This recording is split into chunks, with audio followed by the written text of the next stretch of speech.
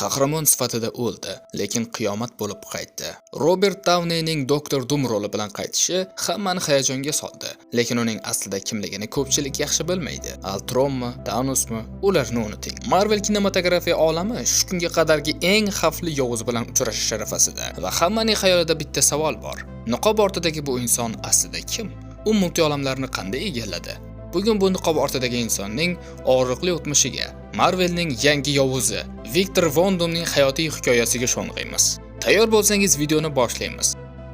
Hikoya Latviyaning hashamatli va zulmatga cho'mgan taxtxonasida boshlanadi. Victor Von Doom soyalar ichida bir jurnalist ayolga o'z hayotini gapirib beradi. Uning ilk jumlasi yo'q, bu obrazning qanchalik og'riqli va mashaqqatli o'tmishni boshdan kechirganini ko'rsatadi. Doom boshqa insonlardan farqli o'laroq onasining qornida bo'lgan chog'dagi xotiralarini eslaganini aytadi. Victorning fojiasi aslida u tug'ilmasdan oldin onasi Cynthia Von Doomning tanlovlari ila boshlangan. Victor Sharqiy Yevropadagi Latviyada tug'ilgan. Oilasi ko'chmachi jamoaning bir qismi edi. Latviya shafqatsiz bir baron tomonidan boshqarilgan. Zafiro qabilasi doim zulm ostida edi. Ochlik va o'lim bilan yuzma-yuz edilar. Xullas, xalqni har turli qiynoqlarga solishardi. Cynthia o'z xalqini himoya qilish uchun chorasizlik sabab taqiqlangan bilim va qora sehrga qo'l uradi. Biroq Mephisto bilan qilingan kelishuv badalsiz bo'lmasdi. Cynthiaga berilgan kuch shafqatsiz baron askarlarini yo'q qilishga imkon beradi. Biroq kelishuvning qo'rqinchli bir tomoni bor edi. U o'ldirgan har bir dushman askar uchun qabiladan ma'sum bir bola o'lishi kerak edi. Cynthia bir najotkor bo'lishga harakat qilsa-da,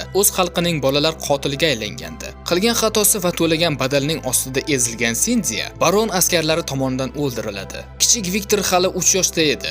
Onasini yo'qotgandagi his qilgan sovuqlik hayoti davomida o'chmas bir metaforga aylanadi. Cynthia Zafiro qabilasini barondan qanchalik himoya qilgan bo'lsa-da, xalqning bolalarini o'limiga sabab bo'lgani uchun xalq Victor va uning otasiga boshqacha ko'z bilan qaray boshlashadi. Hattoki ularni qishloqdan haydashni ham rejalashtirishadi. Hikoyaning aynan shu nuqtasida biz Victor Von Doomning qanchalar nafratga to'la ekanini seza boshlaymiz. Insonlarga agar onamning qilmishlari uchun bizni xalqdan haydashga urinsangiz, bilingki men uning o'g'liman. Onamning qilmishlari tufayli siz tortgan og'riq va iztiroblar men sizga torttiradigan azoblar oldida hech narsa emas deydi. Xalq ularni qabiladan haydamaslikka qaror qiladi. Oradan bir necha yil o'tadi, biroq ularni hali ham chetlatishadi. Victorning otasi Warner Victorga onasi haqida gapirarkan, faqat kulib yurishini va yaxshi tomonlari haqida gapiradi. Shu paytlarda Victor Valeria ismli qiz bilan tanishib, uni sevib qoladi. Doomning aytishicha, bu uning normal hayotga yaqin kelgan eng yaqin lahzasi edi. 11 yoshida tilagan yagona tilagi katta bo'lib unga uylanish ekanini aytadi. Hikoya baronning xotini kasallanishi bilan burilish nuqtasiga keladi. Baron xotinini davolatish uchun Victorning otasi Dr. Warnerni chorlaydi. Warner buning o'lim farmoni ekanini bilardi. Rad qilishga ham haqqi yo'q edi. Warner u ayolni davolay olmaydi. Ayol o'lgach, Warnerning bitta chorasi bor edi. Victorni olib qishloqdan qochish. O'sha vaqtda Latviyada juda qattiq qish kelgan edi. Qor shamoli ota va bolani yutishga tayyor edi. Qochish paytida ular tog'lar orasida qolib ketishadi. Warnerning yoshi o'tib qolgani sababli charchaydi va uzoq bardosh bera olmaydi. Biroq so'nggi nafasigacha otalik vazifasini ado etadi. Egnidagi jaketni yechib, sovuqdan titrayotgan o'g'liga kiygazib, uni bag'riga bosadi. O'z badanini sovuqqa topshirgan holda o'g'lini asrab qolishga harakat qiladi. Ertalab esa qabilaning sodiq do'sti Borisning jamoasi ularni topadi. Victor va Warnerni qutqarishadi. Lekin Warnerning ko'ngli g'ash. Oxir-oqibat qatl qilish uchun Warnerni baronning odamlari olib ketishadi. Shu ondan e'tiboran Victorning bolaligi tugaydi. Baron unga qadrli bo'lganlarining barini yo'q qildi. Endi Victor aslo avvalgidek bo'lmaydi. Onasining sehrini, otasining bilimlarini birlashtirdi. Maqsadi onasini ruhini qamab qo'ygan Mephisto bilan kurashish uchun yetarli qudratga ega bo'lish edi va hali yosh bo'lishiga qaramay, g'ayritabiiy kuchlarga erishdi. Bu esa onasining tushib qolgan tuzoqlardan qochishiga zamin yaratdi. Biroq keyinchalik o'zining aytishiga qaraganda, uning ortga qaytarib bo'lmaydigan darajada o'zgarishiga sabab bo'lgan so'nggi harakati uni baronga topshirish bilan tahdid qilgan odamni o'ldirishi edi. Uni yerga yotqizib bug'adi. U odam harakatdan to'xtagach, o'lganiga ishonch hosil qilish uchun bo'g'zini tutishda davom etib, tiriklikdan o'limga o'tish chog'ida nimadir o'zgaradimi yo'qmi deya ko'zlariga qarab turgan. Keyin esa o'z qilmishidan dahshatga tushadi. Biroq Victor vaqt o'tib yanada o'zgaradi va insoniyligini asta-sekin yo'qota boshlaydi. Victorning daholigi va u yaratgan ixtirolar sovuq urush davridagi super kuchlarning e'tiborini tortadi. Amerika Qo'shma Shtatlari Victorni topadi va unga aslo rad eta olmaydigan taklif berishadi. Unga universitetda cheksiz laboratoriya imkoniyatlari va Amerikaning texnologik resurslarini taqdim etishadi. Victor uchun bu ta'lim imkoniyati emas, balki vosita edi. Amerikaga kelgan Victor o'zini ustun deb bilgan bir dunyoda topadi. U amerikalik talabalarni, professorlarni va ularning turmush tarzini mensimaydi. Biroq universitetda u o'z aqliga teng, balki undan ham ustun bo'lishi mumkin bo'lgan bir inson bilan uchrashadi. Reed Richards. Domning ta'rifiga ko'ra, Reed haddan tashqari uning ishiga burun suqadigan, o'ziga bino qo'ygan va asabga teguvchi shaxsdir. Reedning zakovati Viktorning egosiga jiddiy zarba beradi.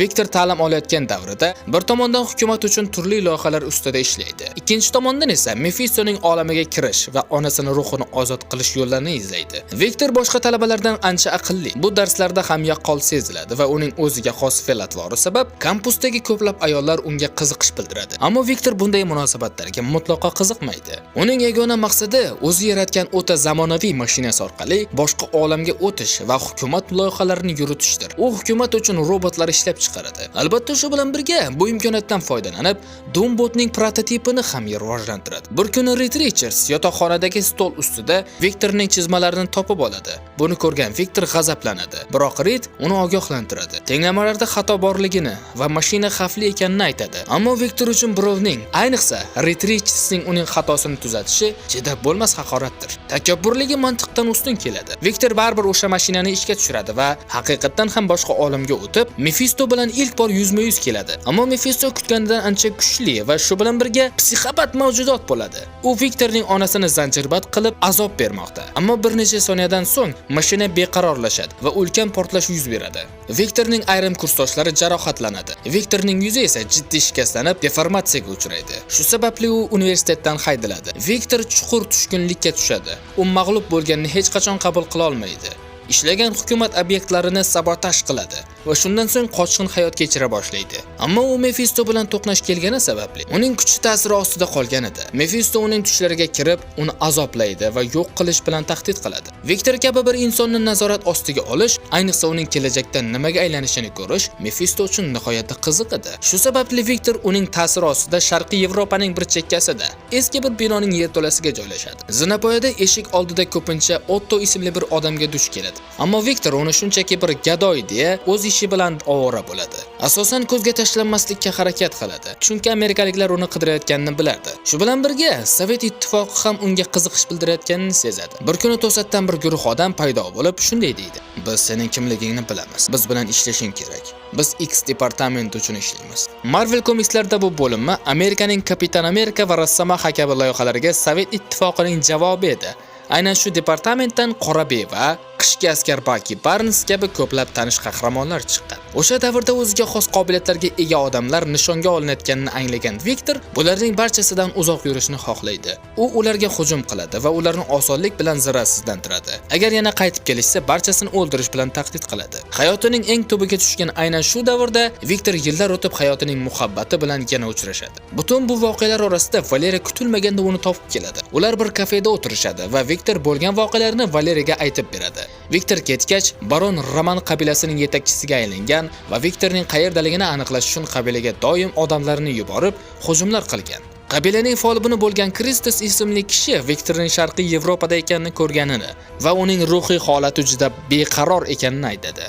Qabila barcha pullarini yig'ib, Valeriyani poyezdga mindirib, Viktor yashayotgan joyga yuboradi. Albatta bu reallikka to'g'ri kelmaydigan darajada yaxshi ko'rinadi. Ammo Viktor bir lahzaga bo'lsa-da, baxtni his qiladi. U hayotidagi hamma narsani ortda qoldirishga tayyor edi. Chunki Valeriyaning quchog'ida u hayotida ilk bor haqiqiy osoyishtalikni his qiladi va u uchun dunyodagi boshqa hech narsaning qizig'i qolmaydi. Doom balki endi rostdan ham uyga qaytish vaqti kelgandir, deydi. Ammo har bir go'zal narsada bo'lgani kabi, bu tinchlik ham uzoq davom etmaydi. Otto Valeriyaga gul uzatadi. Viktor esa uni mensimaydi. Uni hayotini bekorga sarflayotgan bechora deb ataydi. Valeriya bunga qarshi chiqadi. Balki u hayotida qadrli bo'lgan hamma narsasini yo'qotgan bir odamdir. Buni sendan ko'ra yaxshiroq kim biladi, deydi. U asab bilan yurishini tezlatadi. Shu payt to'satdan mashina kelib to'xtaydi. Viktorni ilgari ham siquvga olgan rus razvedkasi Valeriyani tutib olib garovga oladi. Agar Viktor ularga qo'shilmasa, qizni o'ldirishlarini aytishadi. Ana shu ondayoq Doom Folbin Kristusning butunlay yolg'on gapirganini tushunadi. Folbin shunchaki omon qolish yo'lini izlagandi va barondan Viktorning Sharqiy Yevropada ekanini bilib olgan edi. So'ng Valeriya va qabilaga Viktorni hayolatida ko'rganini aytib, uydirma hikoya o'qigan. Ular esa bunga ishonib qizni u yerga jo'natishgan. Shu tariqa askarlar Viktorni kuzatib, tuzoqqa tushira olishardi. Ammo Otto bergan gol himoya qiluvchi bir shaffof gumbaz hosil qiladi. Otto kutilmaganda oldinga sakrab, tuman pardasi yaratadi va soqchilarni to'xtatadi. Shunda Otto ko'ringanidan ancha kuchli ekanligi ma'lum bo'ladi. U bu jarayonda halok bo'lsa-da, Viktor uchun tibetlik rohiblarni topishga yo'l ochgani aynan u edi. Otto o'lishidan oldin hamma narsasini yo'qotgan, ilm va sehrni birlashtirib, dunyoga yangi davr olib keladigan, yuzi yo'q bir odam haqida gapirib beradi. Natijada Viktor bir qarorga keladi. Valeriya uni sevishini bilardi, ammo sevgi zaiflikdir. Sevgi dushmanlar foydalanishi mumkin bo'lgan quroldir. Valeriyani himoya qilish va o'z taqdirini belgilashning yagona yo'li insoniyatdan butunlay voz kechish edi. U Valeriyaga faqat ketish kerakligini aytadi. Valeriya qarshilik ko'rsatganida esa shunday deydi: "Men o'zgachaman. Men hammadan va hamma narsadan farq qilaman." Va uni ko'z yoshlari ichida qoldirib tashlab ketadi. Viktor Von Doom endi butunlay yolg'iz edi. Shundan so'ng Viktor xuddi Steven Strange kabi Tibet tog'larida kezadi. U Himalay cho'qqalarida afsonalarda tilga olinadigan taqiqlangan sehrlar va jang san'atlarini egallagan sirli rohiblar jamoasini izlaydi. Qadimiy qo'lyozmalarni o'rganadi, mayda ishoralarni topadi, lekin ularning hech biri u borish kerak bo'lgan joyni ko'rsatmasdi. Nihoyat 600 yil avvalga oid hujjatlarni topadi va bu unga eng kuchli ishorani beradi. Og'ir safar boshlanadi.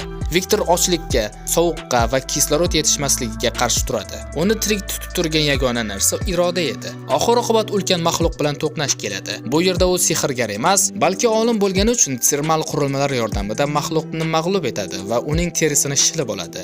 U mo'ynani issiqlik uchun ko'tarib, odam chidab bo'lmas sharoitlarda yo'lini davom ettiradi.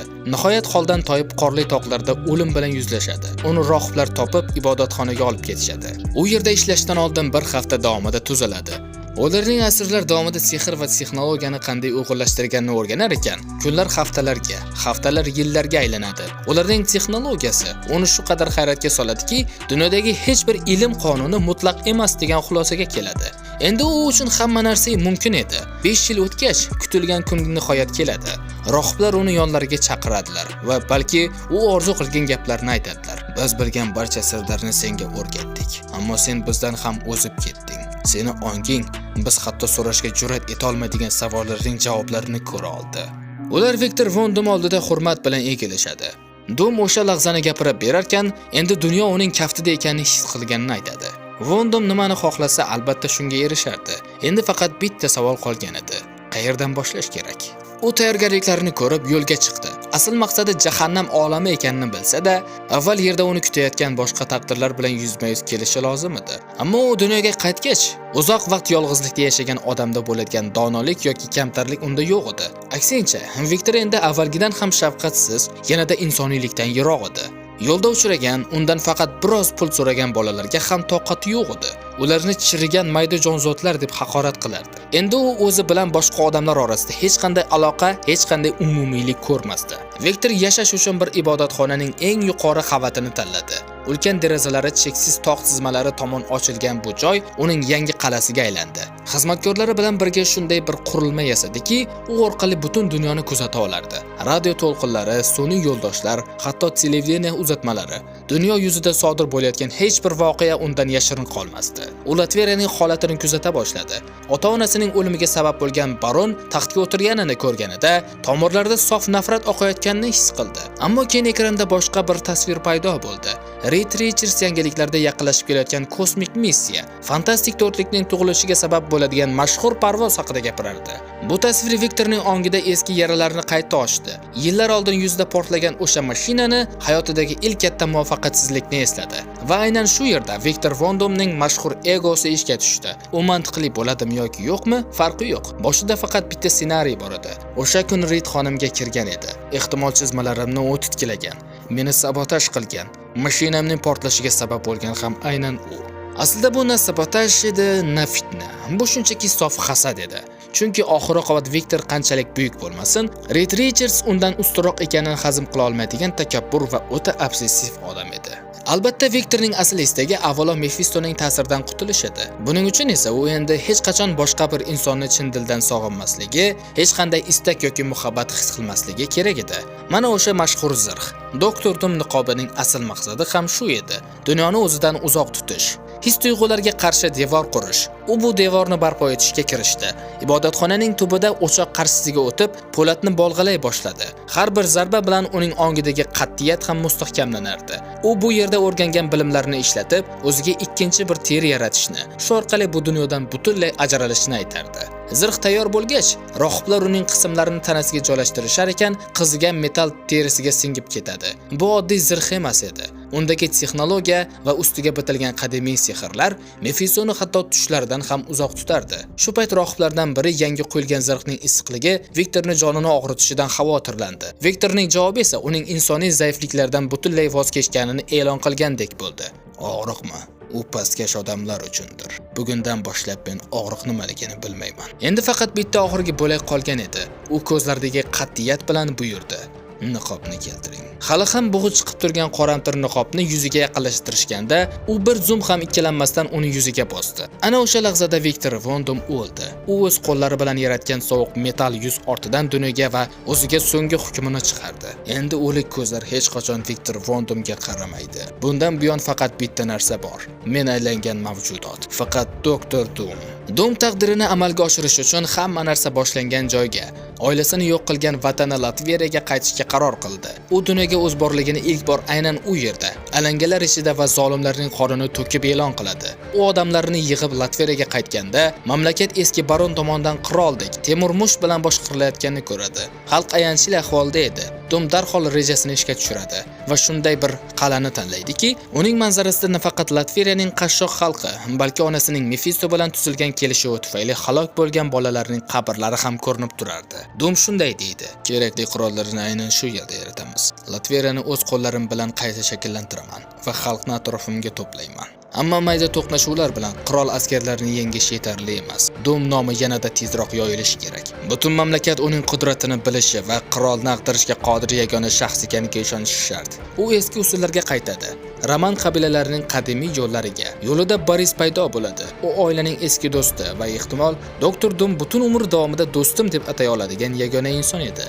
Boris orqali qabila yetakchilarini yig'ib, ularga ochiq gapiradi. Kuch menda, texnologiya menda. Qirolni taxtdan ag'darib qilmishlarning haqqini to'latamiz. Shu zahoti ulardan biri Doomga qarshi chiqadi. Doom esa bir lahza ham ikkilanmasdan uni o'sha joyda o'ldiradi va boshqalarga jasadni ko'mishni buyuradi. Roman elchilari qirol askarlari bilmaydigan yoki kirishga qo'rqadigan yashirin yo'llar orqali Doomning qaytganini butun mamlakatga yoyishadi. Bu xabar oxir-oqibat uning eski muhabbati Valeriyaga ham yetib boradi. Valeriya uni ko'rishga kelganida ular orasidagi suhbat aql bovar qilmaydigan darajada mexanik va muzdek edi. Buning sababi faqat Doom uni tashlab ketgan shakli emas. Valeriya qarshisida endi eski Viktorni emas, butunlay boshqa narsaga aylangan odamni ko'rmoqda. Doom unga begona odamga qaragandek qaraydi. Mavzusi juda aniq. Bu yerda nima qilyapsan? Urushga tayyorlanyapmiz. Bu yer ayollarning joyi emas. Valeriya ham bu sovuqlikni his qiladi va shu tarzda javob beradi. Bezovta qilganim uchun uzr. Faqat nimaga aylanganingni o'z ko'zim bilan ko'rishni xohladim va ko'rdim ham. Meni tashlab ketishga sabab bo'lgan narsa bu zirhmi? Doomning javobi undan kutilgan edi. Bu zirh ichidagi odamni endi tushuna olmaysan. Lekin Valeriya Doomning ruhini hammadan yaxshi ko'ra olardi. Og'riqli nuqtani uradi. Zirhni kiyishining asl sababi onasining tushlarini yashirish ekanligini aytadi. Doom uni huzurdan quvayotganda Valeriya unga so'nggi so'zlarini aytadi. Menga qaray olmayapsan ham. Kuchga ega bo'ldim deb o'ylayapsan, lekin yanglishasan. O'zing bilan dunyo orasiga qalin devorlar qurgansan xolos. Biroq bu so'zlar Doom uchun hech qanday ahamiyatga ega emasdi. Uning yagona maqsadi bor: Latveriyaning nazoratini qo'lga kiritish. Kichik qarshilik guruhlari bilan boshlangan bu harakat qirol odamlarni yenggan sari kattalashib bordi. Shivirlar chinqiriqqa, to'dalar armiyaga aylandi. Xalq endi ochlikdan isyon ko'tarmoqda. Qirol haykallarini ag'darishmoqda va o'sha lahza keldi. Doom gologramma vositasi bilan bo'lsa-da, to'g'ridan-to'g'ri qirol qarshisiga chiqadi va unga kimligini eslatadi. Men xotiningni davolay olmagani uchun o'limga hukm qilgan o'sha odamning o'g'liman. Men sening kelajagingni tugatish uchun kelgan o'tmish arvohiman. Doom unga so'nggi marta taslim bo'lish imkonini berdi, lekin qirol takabburligiga yengildi. Doom keyin agar taslim bo'lsa, katta umidsizlikka tushishini aytdi. Chunki uning istagi tinchlik emas, mutlaq fath edi. Tong otayotganda qal'asining balkoniga chiqdi. Quyida endi to'da emas, armiyaga aylangan xalq uni kutayotgan edi. Ularga qirolning tinchlik taklifini rad etganini, endi yagona yo'l urush ekanligini e'lon qildi. Olomon bitta ovozdan g'alaba deya hayqirarkan, Doom g'urur bilan ularga salom yo'lladi. Chunki ertaga Latveriyaning taqdiri abadiy o'zgaradi. Doom maydonga tushganida yonida faqat askarlari emas, sehri va texnologiyasi aralashgan Doom botlarning birinchi versiyalari ham bor edi. Doomning mavjudligi askarlarni shunday ta'sirlantiradiki, urush aslida boshlanmasdan tugagandi. Qirol askarlari ham taraf o'zgartirishni boshlashadi, chunki ular ham Doom kabi joriy qirol zulmidan charchashgan. Doom urush maydonidagi g'alabadan keyin asirlarni so'roq qildi va ayyorona reja tuzdi. Asirlardan birini o'ldirmadi, uni mototsiklga o'tkazib oldinga yubordi. Maqsad qirolni ogohlantirish emas, yaqinlashayotgan falokat xabarini berib, qo'rquvni suyaklariga qadar his qildirish edi. Kech tushganida Doom armiyasi poytaxt eshiklariga yetib keldi. Tong bilan birga qamal boshlaydi. Qirol Vladimir Sarining balkoniga chiqqanda ko'rgan manzara qarshisida dahshatga tushadi. Qirol va qo'mondonlari haqiqatni anglaganida allaqachon kech bo'lgan edi. Rossiyadan keladigan ta'minot liniyalari portlatilgan. Sovetlar yordamga kelmaydi. Ular yolg'iz qolishgan edi. G'alaba qozonish imkoni yo'qligini anglagan qirol so'nggi harakat bilan o'g'illarini otlarga mindirib mamlakatdan qochirib yuboradi. Doktor Doom va armiyasi urush maydoniga kelganida hech qanday hujum bo'lmaydi. Qirol generali vositasi bilan hujum buyrug'ini bersa-da, askarlar dashi qilichlarini ham qo'zg'atmaydilar. Go'yoki vaqt to'xtagandek, general qirolga achchiq haqiqatni aytdi va qirol haqiqatni angladi. O'z armiyasi unga orqa o'girgan. Doom esa o'sha lahzani shunday rivoyat qiladi: "Urush maydonidagi yagona harakat menga tegishli edi. Qirol odamlar bir kun oldin ozod qilgan askarlarim tufayli menga taslim bo'lishdi. Ularga to'g'ri yurganimda yangi hukmdorlarga yo'l ochish uchun shamoldagi uzun otlar kabi ikkiga bo'lindilar." Doom poytaxt ichiga to'g'ri yurgan. Xalq qashshoqlik ichida yashayotganda qirolning dabdaba ichida yashagan o'sha saroyga kirdi. Hech vaqtni yo'qotmadi. Derazalarni sindirib ichkariga kirdi va qirol yoniga uchdi. Ko'rgazmali suhbatlarsiz o'sha yerda qirolni bo'g'ib o'ldirdi va faqat shuni dedi: "Mana tugadi. Yangi davr boshlanadi." General tiz cho'kdi va Doktor Doom rasman Latviyaning rahbari bo'ldi. Doom bilim va sehrdan foydalanib, xalqning hayot standartlarini rostdan ham yaxshi tomonga o'zgartirdi. Chunki u bir narsani juda yaxshi o'rgangandi. Xalq xursand bo'lsa, hokimiyatda qolasan. Har bir diktatorning qo'rquvi xalqning qo'zg'olonidir. Doom esa bunga yo'l qo'ymaydi. Lekin Doomning asl urushi endi boshlanayotgan edi. Boris bilan birga qal'aning pastki qismiga tushadi va Doom sehr qilib Mefistoni chaqiradi. Mefisto Doomning yangi zirhini masxara qilib, "Bu seni qutqara olmaydi. Ruhingni oxir-oqibat olaman" deydi. Doomning xohishi aniq, onasining ruhini ozod bo'lishi.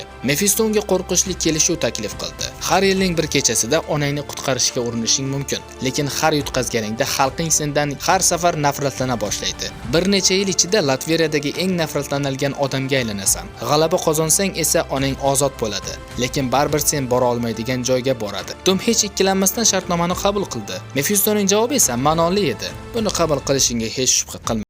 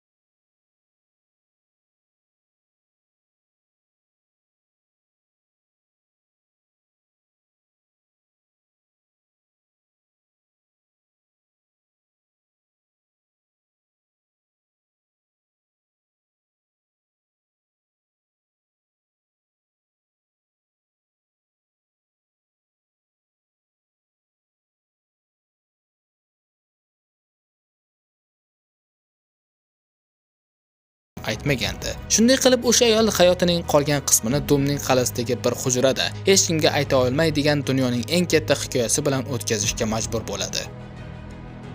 Mana Doomning barcha sirlari haqida bilib oldingiz va endi siz ham mening kanalimda asirsiz. Videoga like bosmasdan chiqib ketish yo'q. Hazil bilan kuya hikoyaning oxiri juda qo'rqinchli emasmi? O'sha ayol jurnalist dunyoning eng katta siri bilan zindonda chirishga hukm qilindi. Lekin asl qo'rqinchli narsa, butun bu hikoyani aytgan odam Viktor von Doom ham emasdi. Faqat uning dasturlagan roboti edi. O'ylab ko'ring, agar Doomning nusxasi ham odamni shunchalik darajada chorasiz qoldira olsa, Marvel olamiga kelsa, qasoskorlarda qanday imkoniyat bo'ladi? Ha do'stlar, video so'ngiga keldik. Ochig'i bu videoni tayyorlashga 2 hafta vaqtim ketdi. Shunday ekan, videoga like bossangiz juda xursand bo'laman. Hali kanalimda yangi bo'lsangiz obuna bo'lishni unutmang.